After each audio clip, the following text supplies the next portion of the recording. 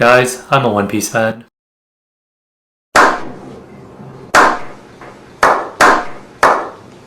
I know, that's like saying I drink water. One Piece is on a complete tear right now. With the release of the positively received live action, the anime reaching new levels of hype, and the manga just getting better and better. It seems like everyone and their mums are fans. But hear me out, I started watching One Piece when I was in elementary school. I remember when I was watching the sub version of One Piece weekly, the show was on Thriller Bark. Okay, let me do the math here. One Piece Thriller Bark episode list. Let's see here. Okay, K-Mode, episode 337. Okay, One Piece current episode 1078.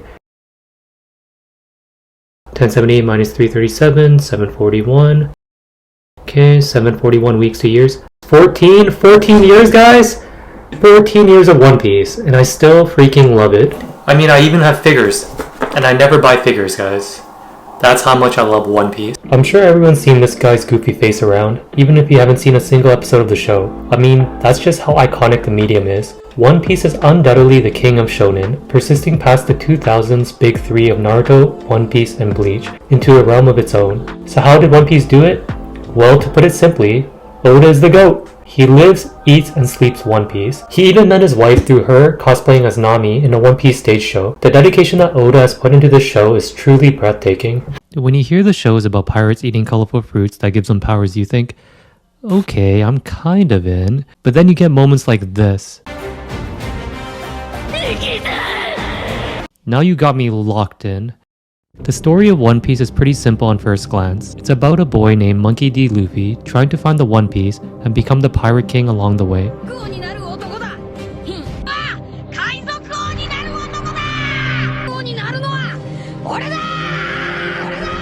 Something tells me he's gonna be the Pirate King, guys. What is the One Piece? Well, after 25 years, we still don't know. I swear if it's the friends we made along the way, All we know is that the previous king of the pirates, Goldie Roger, hid it on an island Laugh Tale, and that whoever finds it will be the next king of the pirates. Along Luffy's journey to be king, you meet the supporting cast, or Nakama.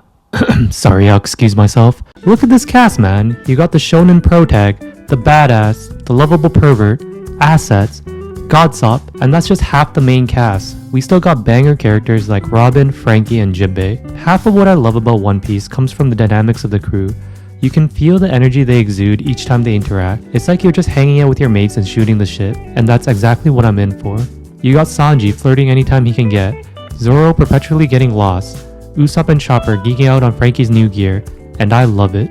You might think the crew is all fun and games, but then you get a glimpse of their backstories and you're like, is this a suffering competition? Zoro's childhood friend died? Huh? Sanji's master ate his own leg? What? Nami was a slave to her parents' killers? The heck? And don't get me started with Robin and Ohara.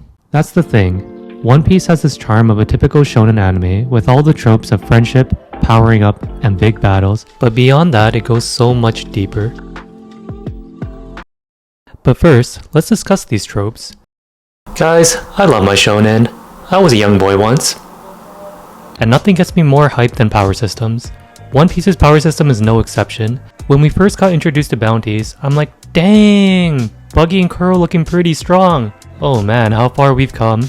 Bounties are not necessarily correlated to power levels in One Piece, but more so how much of a threat they are to the world government. Though, it still is the best indicator we have to someone's power level at first glance. Each time the Straw Hats get a new bounty, I'm as excited as them to see where they've come. I feel like a proud father. I'm always itching to know a beloved character's bounty. What was Ace's bounty? Whitebeard? Dragon? And once they get revealed, I feel an immense sense of satisfaction. Since bounties are graded based off the threat to the world government, let's get into the world government. At first you think the Marines are just the police of the One Piece universe, and a natural antagonist to Luffy since they are pirates. Well, yeah, that's kind of true, but they worship slave owners, have assassination squads, and destroy whole islands just to hide some nefarious truths? Wait, are the pirates the good guys here? The more we learn about the world of One Piece, the more it dives into this political mystery of who or what exactly the world government is. So let's see here. We got the Marines, which have a system of infantry, lieutenant, commander,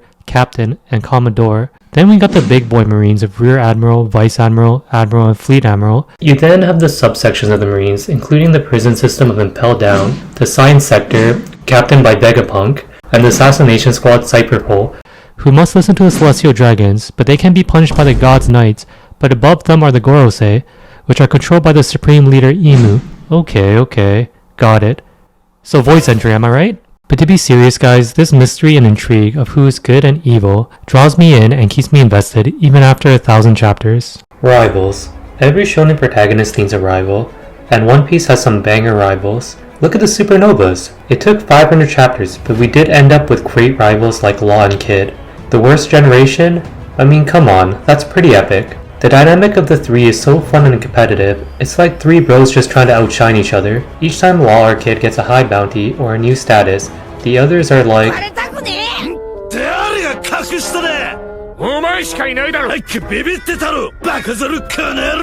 The introduction of the supernovas on Shambodi was a turning point for One Piece, as it established a new era of pirates, and foreshadows their eventual overtaking of the pirate world. Let's talk about Water 7, and by extension Enies Lobby. Man, does this arc just slap. This is when One Piece went from a good series to a legendary one. Besides the flashbacks, One Piece always had this lighthearted nature to it, where it seemed like the Straw Hats would just go to the next island, beat the enemy, and move on. But here is where we really see Oda's storytelling shine. Not only do we get an introduction to the shipwrights, including Frankie, and the reveal of the government's assassins, Cypherful, but we also see the first conflict of the Straw Hats, the Usopp and Luffy fight. This is the first time we see different clashes of ideals between the crew members, and man does it get emotional. We've journeyed with Luffy and Usopp as a group since episode 8, and we've seen these two buffoons go through thick and thin together. The fact that Usopp would challenge his captain Luffy to a fight over his differing feelings over the ship Going Berry is a testament to the individualities of their characters. Usopp, with his history with Kaya, does not want to let go of the Going Berry,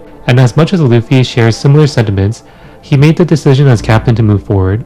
The fact that Usopp has such a strong stance on this, where he defies the captain, was definitely a turning point in the show for me. Heck, when I was watching the show for the first time, I couldn't even tell if Usopp was going to remain with the crew. That's just how good the writing was of these two characters. What I love even more than this conflict is how the crew handled the aftermath. Have you guys heard of respect? Zoro is absolutely laying down the law here, and these unspoken rules, especially for a pirate world, makes complete sense. We can't disrespect the captain and just come back like nothing's happened. This social dynamic where the crew can fool around and have fun, while seemingly being serious when it counts, it is the perfect balance you want in real friends, and it's simply a joy to experience.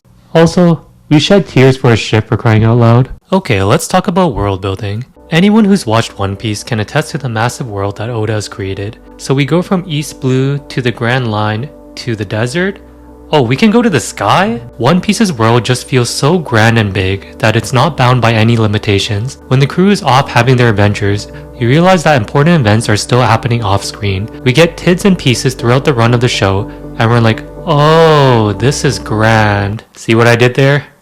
No? Okay. One Piece is so intricately crafted that a scene mentioned 400 episodes ago has serious repercussions for the story later on. Oh, Ace seems pretty cool. He's Luffy's brother? Nice.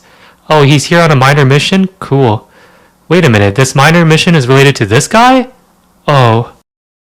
I'm not crying, you're crying.